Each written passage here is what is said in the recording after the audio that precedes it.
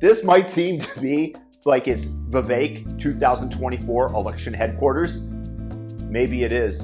I just am impressed with the man every time that I hear him speak. Here he is taking on a question about the LGBTQ plus AAMCO community, and the calmness and the directness with which he responds.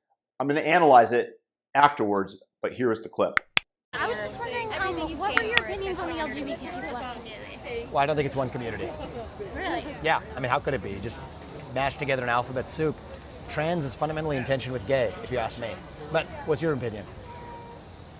I'm personally pansexual, so I was just wondering what your views on same-sex couples were. I don't have a negative view of same-sex couples, but I do have a negative view of a tyranny of the minority.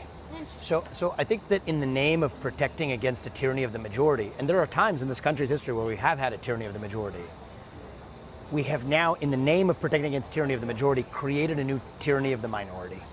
And I think that that's wrong. I don't think that somebody who's religious should be forced to officiate a wedding that they disagree with. I don't think somebody who is a woman who's worked really hard for her achievements should be forced to compete against a biological man in a swim competition. I don't think that somebody who's a woman that respects her bodily autonomy and dignity should be forced to change clothes in a locker room with a man. That's not freedom, that's oppression. And so I believe that we live in a country where free adults should be free to dress how they want, behave how they want, and that's fine. But you don't become oppressive by foisting that on others. And that especially includes kids, because kids aren't the same as adults. And so I think adults are free to make whatever choices they want, but do not foist that ideology onto children before children are in a position as adults to make decisions for themselves. And so I think a lot of the frustration in the country, and if I'm being really honest, that I also share, comes from that new culture of oppression where saying those things can actually get somebody punished.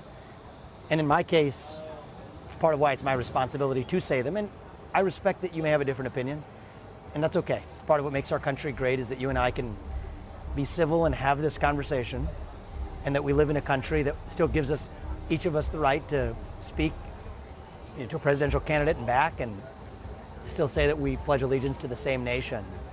So I think that's the beauty of our country, and that's my honest opinion. Awesome. Well, Thanks. Thank you very much. I appreciate that. Thank you for your civility as well. I appreciate it.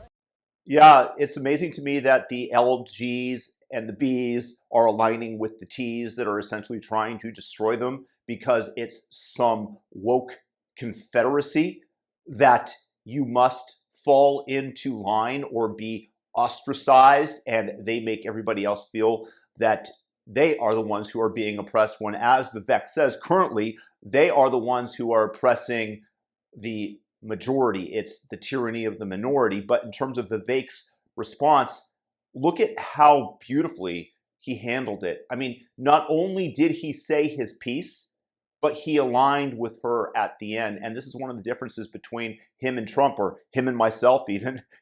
He has that ability to stay utterly calm throughout, state what he wants, and make the other person feel heard and appreciated. And this is why he's more likely to win the main election, because he's not going to be turning such people off. It is a possibility, whatever this person identifies as, that she might be voting for him after this interaction.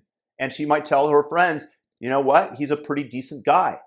The same would not be true if this interaction had been with Donald Trump, nor do I think that Trump would have taken the time to successfully interact with this individual other than on a big stage. You have to give Vivek tremendous credit for the way he handles everything, and it's why I'm a huge, huge fan of him. My enjoying of Vivek is not because of the color of his skin, it is because of the content of his character. He will help us renew the dream of Martin Luther King. Peace.